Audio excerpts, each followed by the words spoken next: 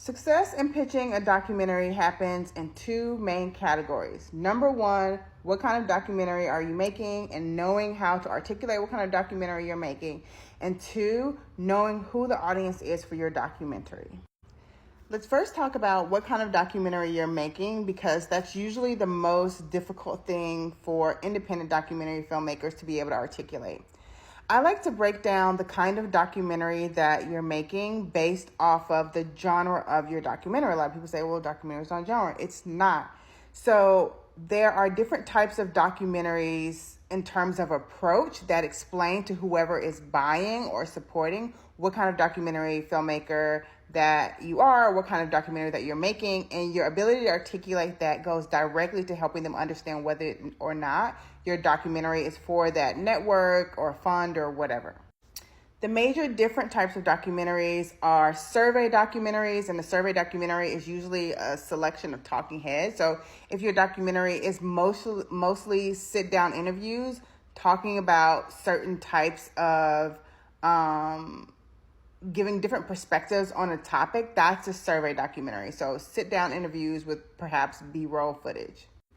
A verite documentary is a type of documentary filmmaking where it's more fly on the wall and it's more scene driven. So as opposed to there being a series of individuals, usually experts or people close to a situation, talking about a certain topic, verite documentary is a collection of scenes that the tension is built over watching things happen, where the audience is a fly on the wall and watching things unfold over time, but there isn't any real intervention from the filmmaker in the same way there would be with a survey documentary where the filmmaker is asking questions or interviewing.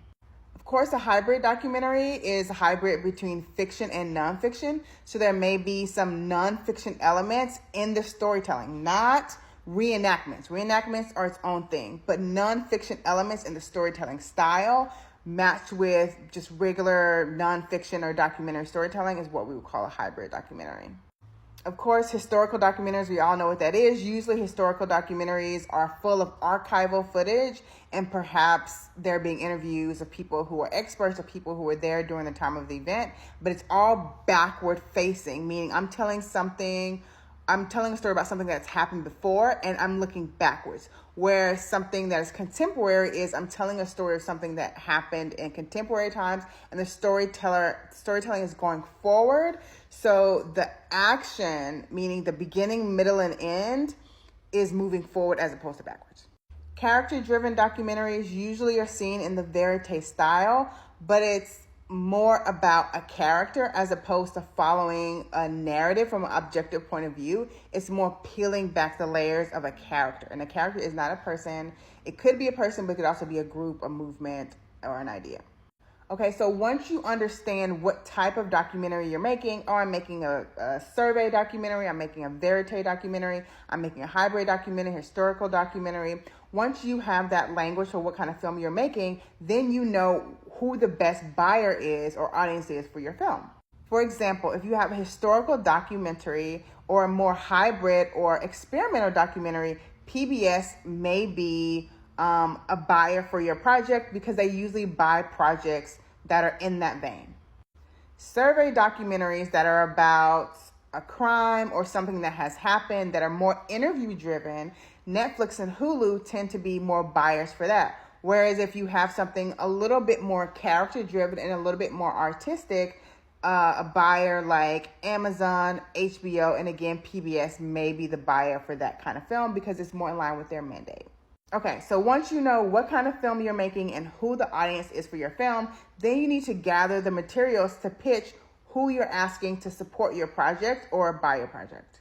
When it comes to getting funding for your documentaries, there's multiple ways you get funding for your documentary. So if you're going directly to a distributor, Hulu, Netflix, Amazon, whoever is going to be the distribution outlet, then they are looking for a very specific type of pitch. So you want to have like maybe a sample of what you've already shot, but then you have your treatment or your one sheet so that you are potentially going back into production after you created a small sample, and you're seeing them as networks, as creative partners. And because of that, you're mostly leading with the story that you're going to tell and how it's going to unfold over time. And your pitch is centered around what kind of film you're making and the level of access you already have to those characters and the story, and then what is proposed to happen over time. You're highlighting that genre and you're highlighting the story, having that synced up and those decisions, those creative decisions already made, and ideally a sample that displays exactly where you're going with the project.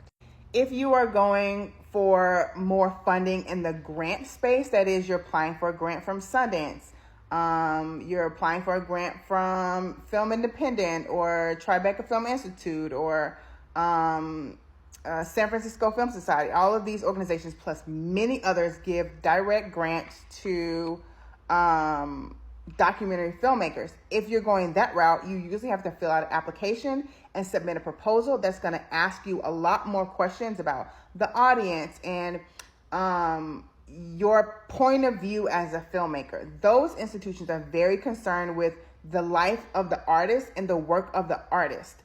So it's more about your perspective and what it is that you're trying to say thematically in the world, because they're not investing in the project as much as they're investing in you as an artist. They're doing both, but it's really about your perspective as an artist when you look for grants.